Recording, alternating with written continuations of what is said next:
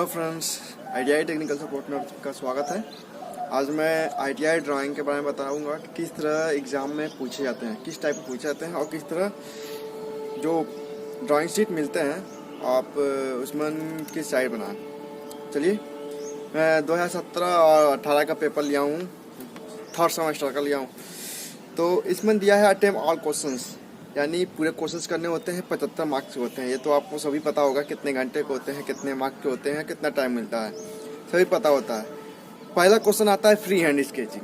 तो free hand sketching का मतलब ये नहीं होता है कि आप बिना स्केल के आप फ्री हैंड बना दें, तो ऐसा कोई मतलब नहीं है। आप स्केल यूज़ कर सकते हैं। फ्री हैंड का मतलब यही होता है कि आप बिना डायमेंशन का बना सकते हैं। स्केल यूज़ कर सकते हैं, बाकी बिना डायमेंशन के। उसमें डायमेंशन नहीं होता है, उसी को फ्री हैंड स्केचिंग कहते हैं। फ्री हैंड स्केचिंग में क्या आता है, वुडवर्थ की। ये 2018 का पेपर है, मैं स्क्रीन पर दिखा दूंगा। ये 2018 का पेपर है। पहला क्वेश्चन आया था जो कि 15 नंबर का होता है। ए है, बी है, सी है, यानी 3 क्वेश्चन। पहले क्वेश्चन में 3 क्वेश्चन रहते हैं, वो 5-5 मार्क्स के होते हैं। पहला है वुडवर्थ की होता है, पेन हेड रिवेट होता है और foundation bolt, rack type foundation bolt. तो 3 चीज़ आपको फर्स्ट क्वेश्चन मिलेंगे। 3 चीज़ थर्ड सेमेस्टर में होता है वुडवर्थ की, यानी कि 4-5 प्रकार के होते हैं जो कि आपके बुक में दिए होंगे। वो कंफर्म उसमें से कोई एक की मिल जाएगा। पेन हेड रिवेट संबंधित लगभग 12 से 13 रिवेट होंगे। उसमें से एक रिवेट आपको बनाने के लिए आ जाएंगे, एक रिवेट। और 12 से 15 रिवेट बिना डायमेंशन के होंगे। जो भी उसमें डायमेंशन दिए होंगे आपको वही लिखना है, उसके डायमेंशन नहीं बनाना है। एक्यूरेट जो दिया होगा, पेन हेड की, फ्लैट की, स्क्वायर की, जो भी की दिया होगा उसमें एक डायमेंशन दिया होगा, D, small D, capital D, और कुछ पॉइंट में दिए होंगे। वो बस आपको स्केच बना के बस वो पॉइंट उतने दूर में लिख देने हैं और कुछ एक्स्ट्रा की करना नहीं है। और जो भी अगर वुडवर्थ की बनाते हैं तो नीचे 5 mm में वुडवर्थ की लिखने हैं। फ्री हैंड नहीं कि बिना लेके बस वुडवर्थ की डेल के डाल दिए तो नंबर उसमें भी काटे जाते हैं। तो उसमें आप 5 mm में आप लिख सकते हैं। ये जरूरी नहीं है कि ये थर्ड सेमेस्टर का है, आप फोर्थ सेमेस्टर या सेकेंड सेमेस्टर भी इसे देख सकते हैं। इसी टाइप के क्वेश्चंस आते हैं। सेकेंड क्वेश्चन आते हैं, draw the assemble of V block with clamp. V block assemble, इसमें पूछा गया है ड्रॉ द असेंबली, यानी इसमें वी ब्लॉक होता है, जो we block with clamp. Clamp जो होता है ये इस तरह का होता है, सी आकार का होता है क्लैम्प, और उसमें वी ब्लॉक होता है जिसमें हम लोग कसते हैं। तो उसमें क्या दिया हुआ है, जो सी क्लैम्प और वी क्लैम्प होता है, असेंबल करना होता है, यानी उसके एक एक पार्ट अलग होंगे। अलग कर अलग बनाने के बाद उसको असेंबल करना होगा। ये नहीं कि बस सी क्लैम्प बनाकर उसको एडजस्ट कर दे तो नंबर, ये नंबर 25 नंबर का है तो उसमें 10 या 15 नंबर ही दे देगा। अगर उसको पार्ट्स अलग करके फिर उसको असेंबल करके बनाने हैं। समझ में आ रहा?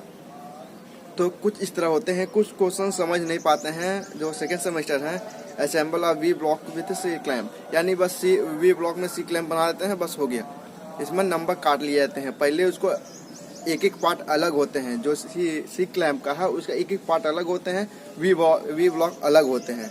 फिर उसके बाद उसको एडजस्ट किया जाता है। एडजस्ट मतलब सी क्लैम्प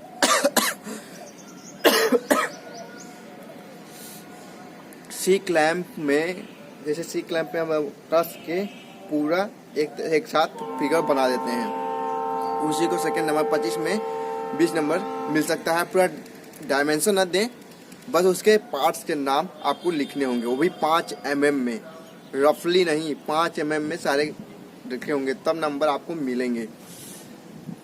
थर्ड क्वेश्चन आए थे 2018 में, zig zag type when the thickness of plate, यानी उस प्लेट की थिकनेस है 16 mm, उसकी लंबाई 16 mm नहीं है, उसकी मोटाई है, प्लेट की मोटाई 16 mm है। उसकी लंबाई मत समझ लिए कि उसकी लंबाई 16 mm है।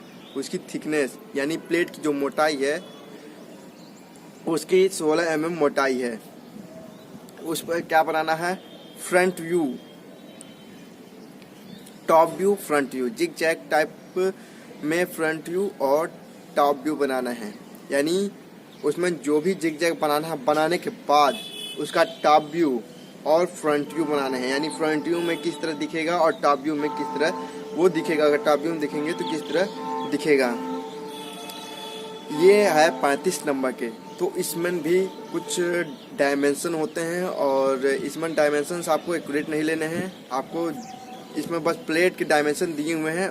इसकी जो प्लेट की थिकनेस यानी प्लेट की मोटाई है वो है 16 mm। बस इतना ध्यान रखना है कि जो प्लेट की मोटाई है वो 16 mm होनी चाहिए, 16 से अधिक नहीं होनी चाहिए, ना कम होनी चाहिए। एग्जामिनर बस वही देखता है कि 16 mm मोटाई है और रिवेट लैप जॉइंट है कि नहीं।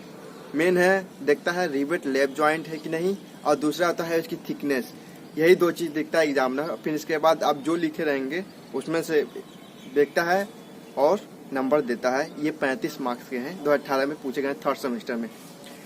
2017 में चलिए देखते हैं। 2017 में भी वही पहला क्वेश्चन आया था, draw the free hand sketching.